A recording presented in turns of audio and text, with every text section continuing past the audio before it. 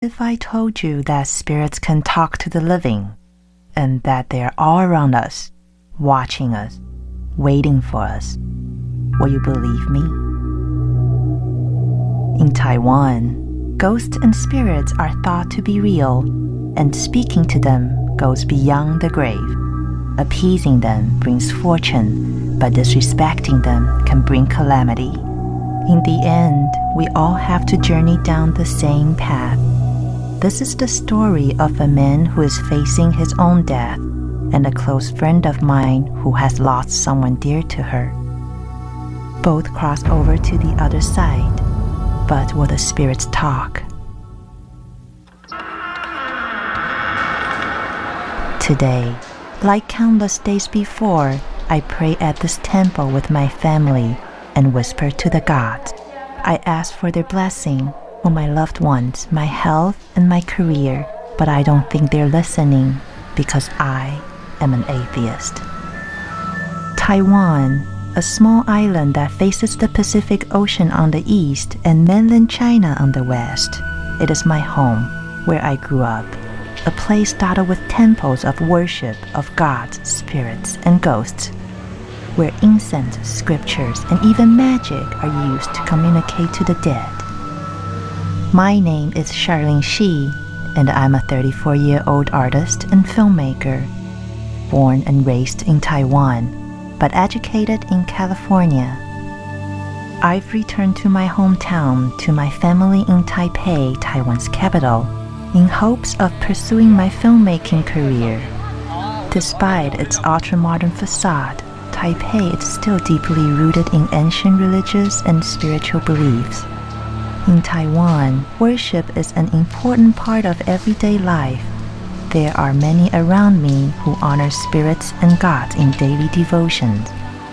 The practices can be as simple as burning incense at a family altar, tossing coins to get answers, or as complex as presenting elaborate spreads of food for the dead to enjoy. They set a stage to speak directly to the dead. Some say they visit the dead on the other side. How can this be true? Communicating with the dead is something I would rather not try. But as I grow older, I find myself wanting to know if spirit talk is truly possible.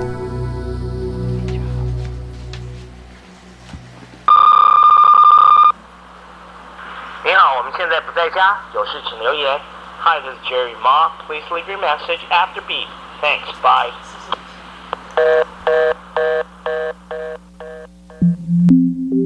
Georgia is one of my dearest friends. We met in college in Los Angeles. In just 4 short years, I watched her and her husband get married and start a family. But about a year ago, without any warning, Jerry suddenly died from a brain aneurysm. He was only 30 years old.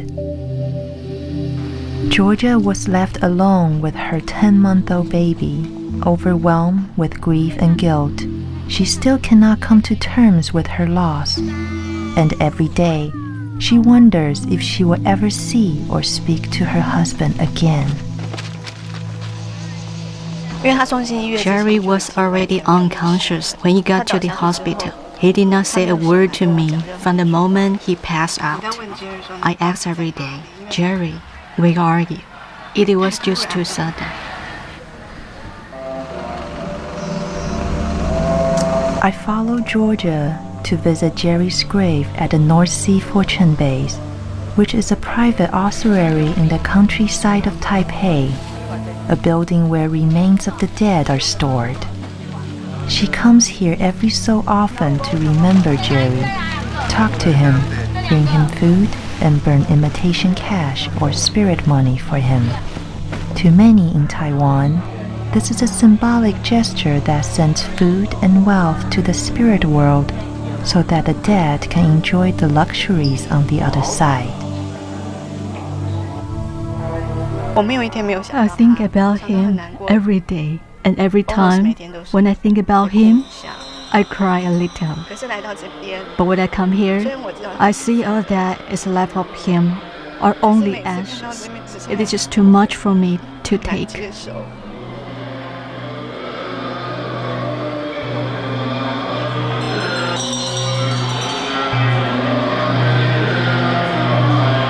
We hear of certain rituals that enable the living to visit the dead. This is what Georgia has been searching for, a chance to speak to her husband again. I want to know if he is doing okay, because I will feel sad if knowing he's not alright. I also hope he can tell me if there is anything I can do for him. Perhaps it is out of sympathy. Perhaps it is my own curiosity. But I decide to help Georgia investigate and document these rituals on film. Understanding these rituals is not going to be easy. In Taiwan, there is a fine line between religion and tradition. For millions of Taiwanese, their worship is non-exclusive. We have shrines to at least 200 different gods. Ancient religions such as Buddhism from India and Taoism from mainland China are practiced, but to many, religion and tradition go hand in hand. While a few temples today are purely Buddhist, most Taiwanese traditionally worship a variety of Buddhist, Taoist, and folk deities in a single temple or at a family altar. There is no one church, temple, or system of thought that establishes dogma and dictates belief. In fact, people here are free to pick and choose, within the limits of tradition and community, to form their own religious beliefs and practices. However varied the beliefs are, the majority consider spirits to be ever present and that there is such thing as life after death. My search for ways of communicating with the dead leads me to a family in the countryside of south-central Taiwan. An old mother holds on to her wish that her son may live. Here, at her family altar, she prays for her son's life, for a miracle. Paul, her youngest son, who was diagnosed with colon cancer a year ago, he stays at a hospital in central Taiwan, 80 kilometers away from his family. He is dying, and he's only 37 years old, married and with 2 children. I was once a very strong and healthy person and never stopped working. I worked for a future, my family, and my personal dreams. But within 1 year, I totally collapsed and needed to come to the hospice. This had a big impact on me, and I started to wonder what my life really means in this world now. I learned that Paul's illness is terminal. There's not much time left. I admire him. He has a strong will to live, but also has the courage to face his own death. Paul's mother, however, is not ready to face this reality just yet. She turns to the mediums, intermediaries between humans, spirits, and gods for help. Mediums can sometimes be found in temples like these. They offer spiritual healing and help dispel evil spirits. Sometimes magic symbols are painted directly onto the body or pieces of paper. They are symbolic prescriptions for medicine that help those who truly believe.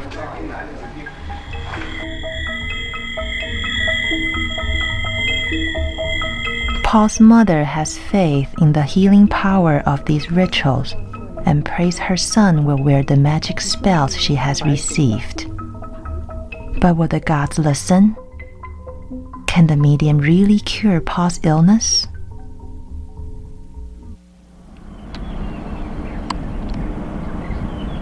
For Paul's family in the countryside, it is difficult to imagine that an illness such as colon cancer may soon rob them of their son, brother, husband, and father. Throughout Paul's illness, his family is torn between modern medicine and religious beliefs. Qing is Paul's older brother. Ever since he found out about his disease, I have told him to go the professional and scientific way. Don't seek alternative medicine or believe in different gods or things like that.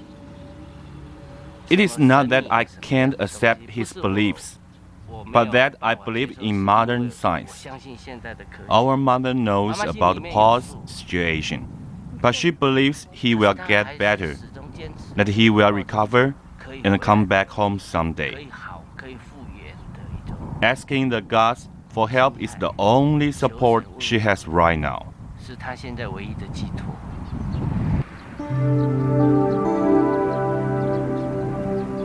In Taiwan's countryside, religion is less diverse, with lower population density and lack of resources compared to the cities. People here tend to follow the traditions and folk religions to fulfill their needs. For Paul's mother, her need now is to save her son's life.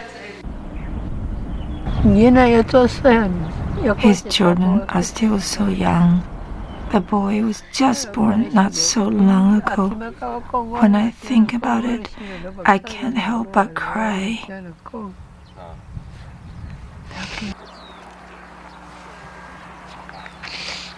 You can stay with me, okay? But Daddy doesn't let me stay here. Why didn't he want you to stay?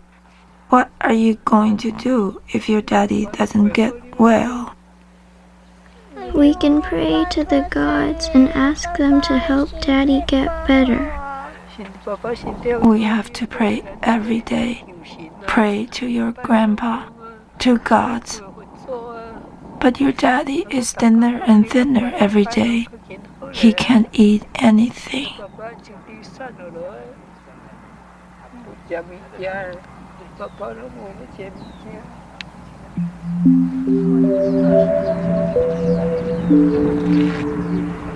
Meeting Paul's family and watching them go through this battle is extremely hard for me.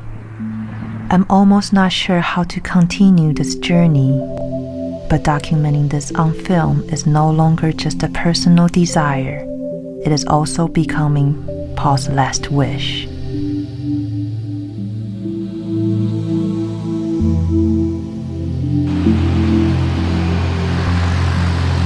Back in the big city, Georgia wishes to find her dead husband, Jerry.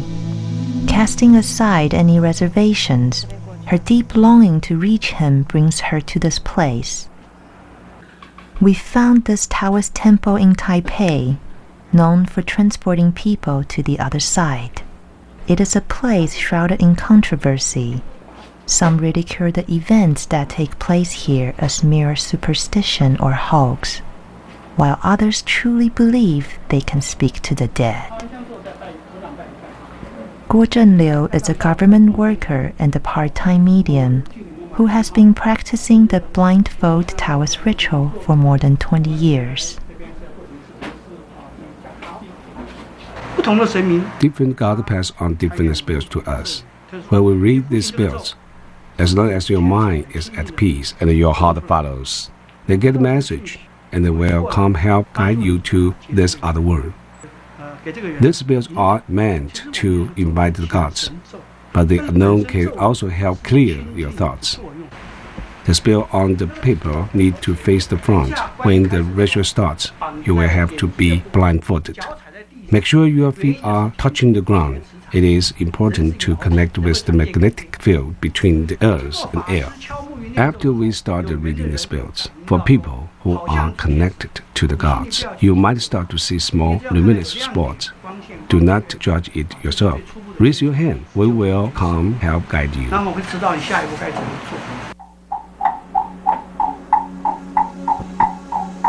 The ritual begins with the chanting of spells invoking the gods to lead these people to the other side.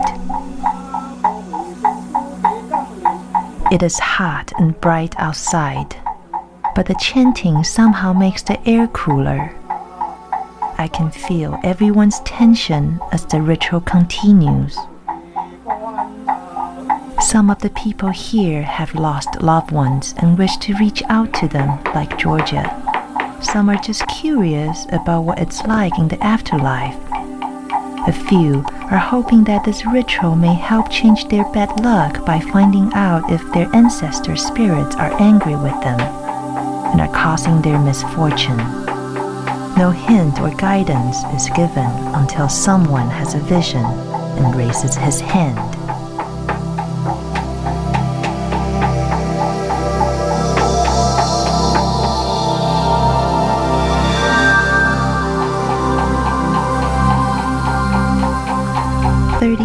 Into the blindfold Taoist ritual, some people around Georgia start to react.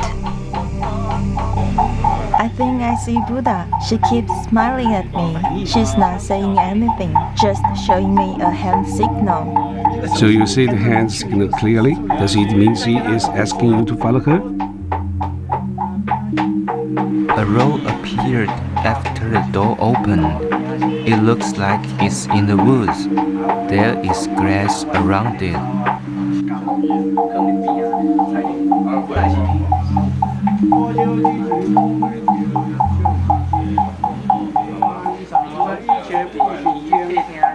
Finally, their journey comes to an end. Not so afraid anymore, right?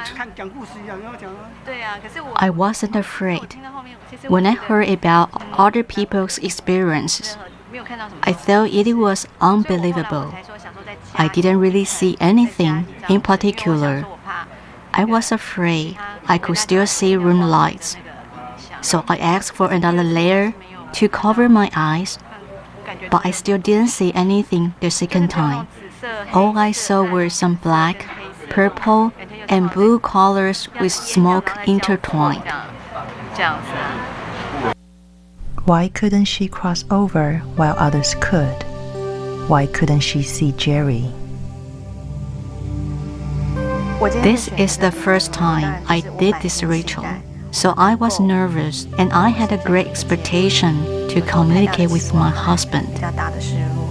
Of course, the more expectation, the more disappointment for me.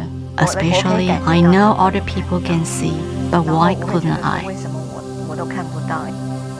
Perhaps the gods are not listening today. As Georgia turns to another medium for answers, Paul's condition worsens. His daughter Shaojun refuses to give up. Gods, please bless my dad. Help him to get better so we can be together.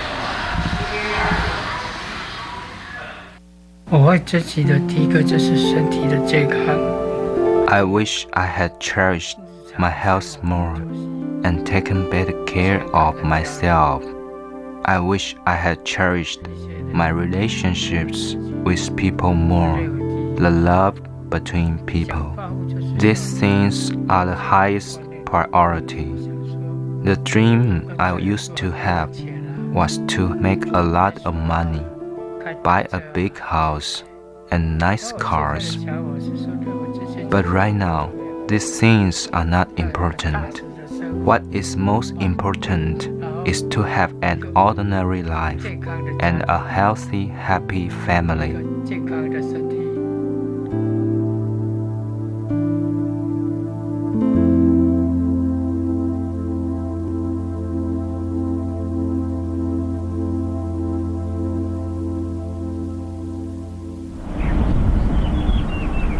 It is June, and Paul tells his family that he does not want to die next month, for it will be Ghost Month.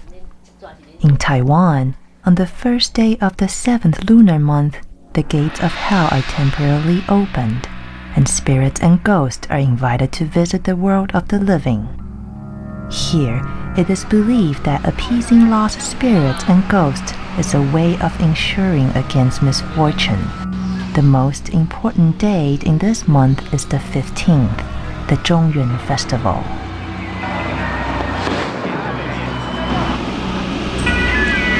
All across Taiwan, families lay out elaborate feasts for their ancestors and gods in homes and in temples.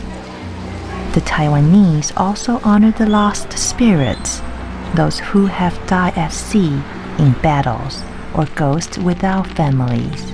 If spirits have no descendants to worship them, some believe that they will become ghosts. Out of respect, we call them our good brothers. Special rituals were created to honor these good brothers, to find a better place so they can stop their wandering.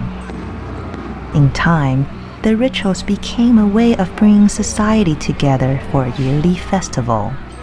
People celebrate the state, but the underlying theme is much more serious because people believe the ghosts are out there.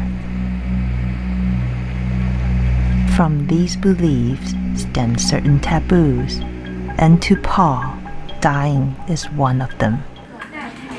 Paul is worried he will die while the good brothers are out. He is getting weaker and can no longer talk to us. Despite his suffering, Paul insists on returning home. Family continuity and ancestor veneration are very important to Taiwanese culture. While there are many superstitions surrounding death, it is family unity that remains a constant thread. The family wants to make the dying person feel as comfortable as possible through care, prayers, and the presence of spirit ancestors, so the soul can move easily out of this world and into the next. Like so many other Taiwanese people before him, Paul wants to die near his family and ancestors.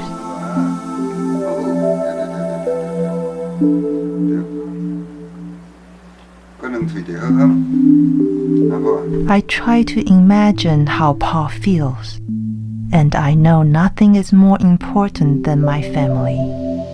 If it were the last day of my life, I would want to be at a place I'm most familiar with the people I love.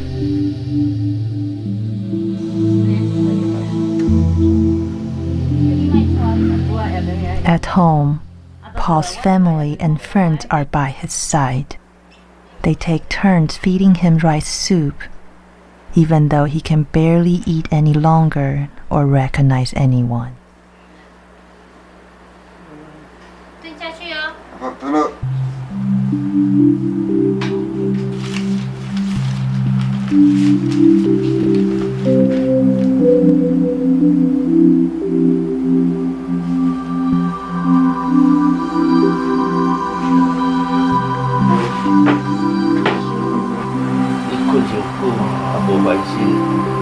You have slept for too long. It is not good for you.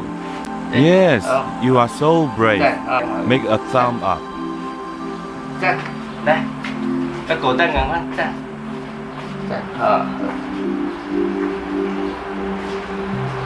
Perhaps he really has slept for too long and does not believe this is the end of his life. Or maybe he's resting in preparation for the next journey to begin. He once said to me, life is like a train track, one connected to another. It must continue. All night, I hear the sounds of coins being tossed and prayers at the family altar, and I know they're the last desperate pleas to the gods from Paul's mother. She still holds on to the hope that he will survive and live through this. She doesn't give up. And back in Taipei, neither does Georgia. After a disappointing attempt to find her husband, Georgia's questions remain unanswered. She decides to ask a different medium to cross over, but will she be prepared for what he will see? The blindfold Taoist ritual has ended, but there is a second chance for those who have not successfully crossed over on their own. They can get answers directly from the medium. Georgia is one of them. I didn't get to see my husband today. I would like to ask for guidance. God smiles and says, right now it is not a good time. The gods want to tell you it is understandable that you want to know how your husband is doing now. But whether he's doing well or not, what can you do? Because you are so anxious to see him. If things appear in front of you, she's afraid you won't be able to take it. The image appearing here, it's a woman, deep in thought, sitting on a bed. There's a man standing on the other side, but he's in pain. They cannot communicate with each other, even though they can feel each other's presence. I hear people crying. I'm in a very dark room. It looks like a prison. A prison. There are many good brothers. It looks like he's suffering in pain. I cannot wake him up. God says you shouldn't keep living in the old memory. The most important thing is to take care of the child right now. This news was not what she expected to hear. The medium tells her to read Buddhist scriptures to reduce Jerry's pain and sins, to change Jerry's circumstance. Seems I did not see things with my own eyes. I'm still skeptical. After all the words came from someone else, I can't be sure if this is true or not. I don't know if the person he described was really my husband. I would rather believe it is not real, because if it is, it's just too painful for me. I know Georgia is suffering in her heart, and I feel guilty in some way. I was hoping to have a happy ending, hoping to hear that Jerry is having a good life in the afterlife, but instead, I heard this terrible news. I don't know how to comfort Georgia besides writing a simple email. Later in the day, more bad news. I learned from Paul's family that Paul is now unconscious. The time is near. 220 kilometers away, Paul's family prepares for his afterlife. To them, it is important to follow the family tradition and to make sure Paul will leave this world as comfortable as possible and can go on to his next life. His brother Qing is going to a local shop that only carries accessories for the dead. Now Qing buys a new suit for his youngest brother, knowing that it will be the last suit Paul will ever wear, at least in this life. Facing this life and death situation, in my heart, of course, it is hard to let go, but things still need to be taken care of.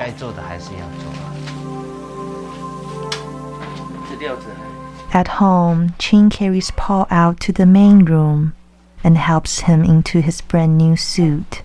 Paul's heart beats slower and weaker. I no longer hear Paul's mother tossing coins. Sadly, this afternoon in his living room, Paul loses his struggle to live at age 37. His elderly mother and 5 siblings, his wife and 2 young children are all by his side. Paul, the youngest of his siblings, is the first to die.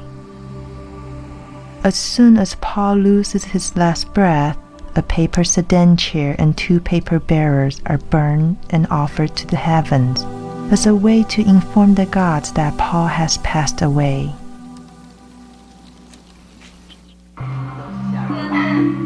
I don't have a religious family, but we do practice simple rituals from time to time. An artist and calligrapher, my mother will write Buddhist scriptures in Chinese calligraphy and burn them for my grandfather on the anniversary of his death. Through this simple act, she hopes that he can receive her prayers. This time, my mother writes Buddhist scriptures for Paul as her condolence. When I'm back at Paul's home, it is 7 days later. We send our prayers to Paul in the form of calligraphy. Gods, spirits, ancestors, and ghosts, In Taiwan, they are all thought of as former human beings. They exist in either heaven or purgatory, separated and mediated by the world of the living. Communication is achieved through a ritual code.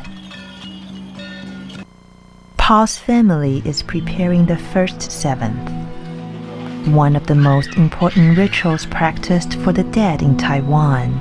Many believe the spirit will either go to heaven, hell, or reincarnate on the 49th day after a person dies. Families practice the ritual every 7th day until the 49th day to reduce the spirit's pain and lessen the punishment for sins committed during this lifetime. Paul's family hires a group of Buddhist women to read scriptures to him. They want Paul's spirit to have every chance to be at peace and go to heaven. These women have another important task: to invite Paul's spirit back for a visit. It is commonly believed that the spirit will come back and visit loved ones on this first seventh. The spirit's presence is determined by a coin toss. After an hour of chanting, one question hangs in the air. Is Paul here? You will come back to listen to these scriptures. Okay, now toss coins.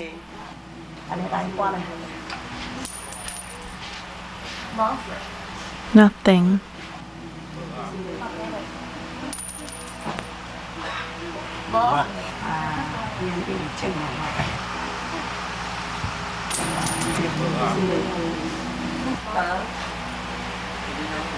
Xiaojun, you toss the coins this time. Call Daddy. After you talk to him, you can toss the coins.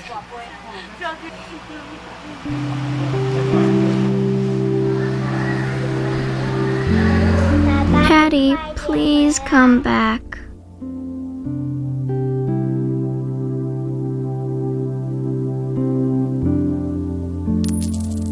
Finally, the right toss. Buddhists believe in reincarnation, that a spirit can return to this world as a human, an animal, or an insect. Perhaps Paul's spirit is really here, and perhaps he has transformed into an insect. As I look around me, I happen to see a beetle sitting quietly and still on a leaf nearby. I wonder if maybe, just maybe, this is Paul. If he has returned in the form of a beetle, then it is truly a beautiful moment. As for Paul's physical body, he continues to rest in the living room and will remain there for another week, until the time comes for his funeral. Day and night, Paul's family stays by him. This is a custom practiced by a white majority of Taiwanese people. Years ago, it was meant to protect the body from animals. Later, it became an opportunity for the whole family to unite and to express their love for the person they have lost. Paul's mother, who loved him so dearly, is banned from participating in the rituals due to the belief that if a child dies before his parents, then it is considered disobedience. As a gesture of disapproval, his mother watches in silence. The afterlife. I wonder what it's like, if there is one. I vividly remember the way my grandmother used to describe it. My grandmother, 100 years old and born in the Qing dynasty. She insists that when people die, they go to another world. Many people have been there, real trees and real houses, just like in our world. She told me back in her hometown, different rituals were performed to bring people to the underworld. The people who have already passed away for years are still there. As a child, I never questioned her story. But now, when the medium told Georgia that her husband Jerry is suffering in the afterlife, I can't help but question. Georgia's heart is not at ease. She may not believe what the medium said, but every day she diligently reads Buddhist scriptures, hoping this will help Jerry and stop his suffering. In Taiwan, many believe the dead and the living can affect each other's lives, and that performing certain rituals can help alter circumstances. Paul's family feels he suffered greatly from his illness and did not live a full life. They want to do something to ensure that his spirit is relieved of continued pain in the afterworld. Paul's mother insists on having a special ritual performed in his honor called the Da Chen, which means release the spirit from hell. I want to have the Da Chen ritual done for him. Maybe he will feel much better. This is the least I can do. People who live here have been doing this ritual for a long time by following what the ancestors did, and it seems to work. This ritual takes place the day before Paul's funeral. Today, the medium is called upon as a healer to cure Paul of all illnesses.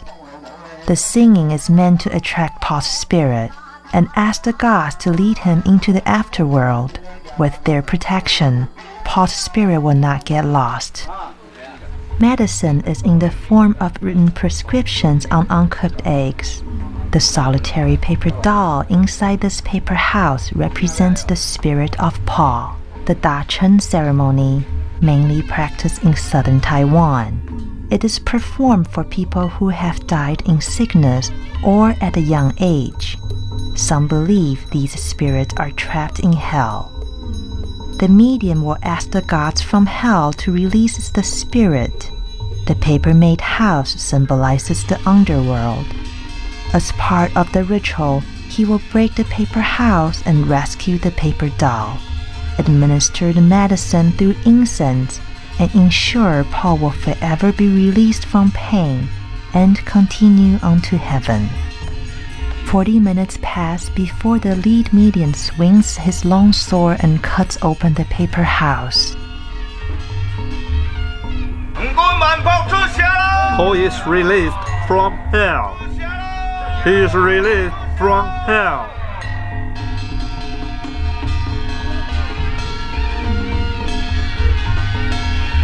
No one knows for certain if Paul's spirit is present or if his illness is finally cured, except Paul's mother, who believes with all her heart.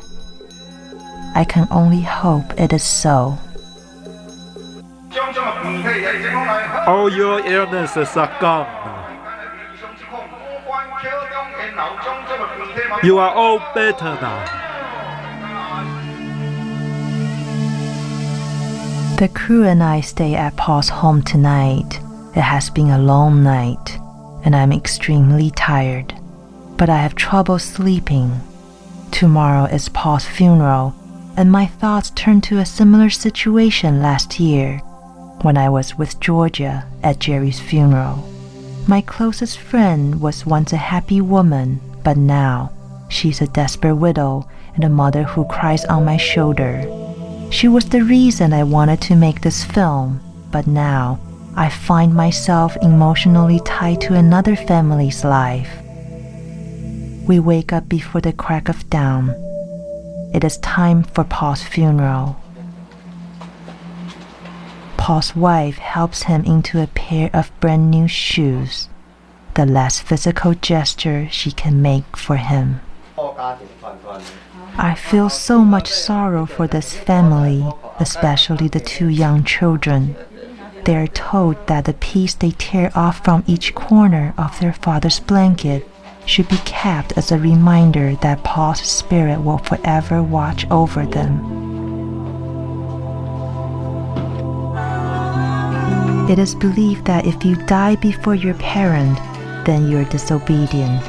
This is very stressful to Paul's mother. Even though her son is dead, custom dictates that she must punish him. His mother's final farewell is not a kiss, but a beating. A wooden stick is used to swat at Paul to let him know it is not right for him to leave his old mother behind.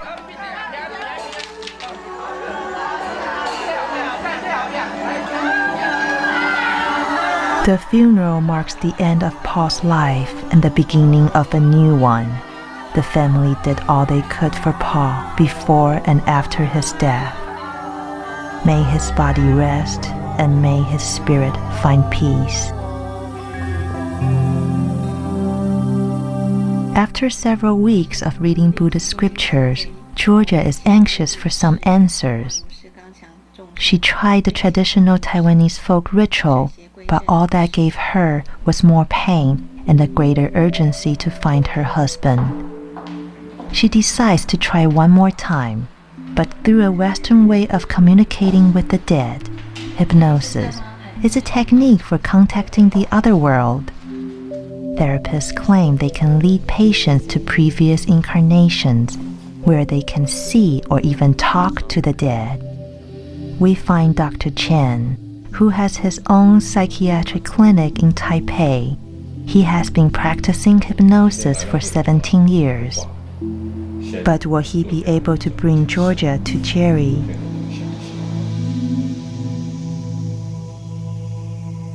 After trying the Eastern way of communicating with spirits, Georgia attempts one last time to reach Jerry through the Western method of hypnosis. Since he didn't get a chance to say anything before he died, you can find out what he wanted to say. After I count to 5, your superconsciousness will go to the extreme level. 1, 2, 3, 4, 5. Can you feel where you are right now? Seems like I am in a forest. Do you see anything? There are some stones. I feel suddenly there is a scene popping up where he is riding a horse and he falls off. He is badly hurt. Seems like he has been unconscious for a long time. I am in the hospital now. The whole way. Now go to the moment when he died. I feel he is standing behind us. I see him. He seems very pale. He said he sees his body lying over there. He's very sad. I feel he keeps feeling sorry for me. He said our son will be just like him, especially his personality.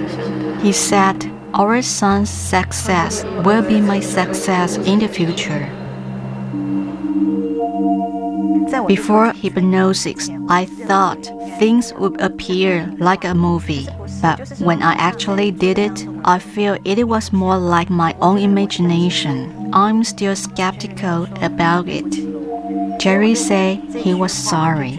I don't know if it is because in my heart I think he should be sorry or because of the way he passed away. It's so unfair. As for now, Georgia keeps herself busy by taking care of her 2-year-old son and working at a high-tech company. She still reads the Buddhist scriptures and burns ghost money for Jerry. One day in the near future, she would like to return to the Taoist temple and attempt to find Jerry again. And when asked if she never finds Jerry, sometimes I think, if I really get to see Jerry again, it won't matter because our old life will never start again. Things cannot be changed. He is in his world and I am in mine. If we can be together again in this life, I will wait for the next. It has been 100 days since Paul's funeral. There's a simple ritual to perform in the family home.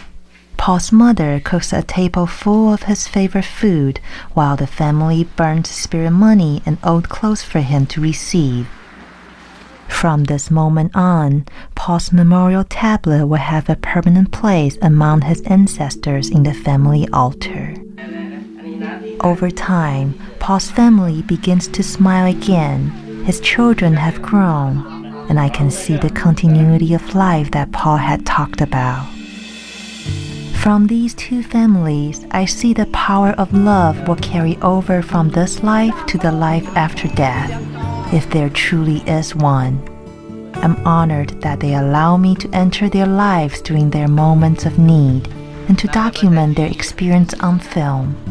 To this day, science cannot prove the existence of spirits, but to these two families in Taiwan, their beliefs and the rituals they perform are more important, because they did it out of love for those who have passed on. In their hearts, spirit talk is possible. Grandma, can you hear me? Just days before, my grandmother passed away. I witnessed her cremation, and now there are only ashes.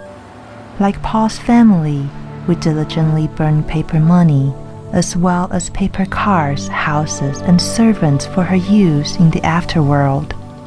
Somehow, burning these items helps soothe my pain. For now, I know she will live comfortably. This place is my home, and these people are just like me. They have loved ones that have passed on. I whisper to her now, and I know my grandmother is listening with all her heart. I believe that if human love reaches beyond our physical bodies in this world, the spirits feel it in theirs. We can't be all alone.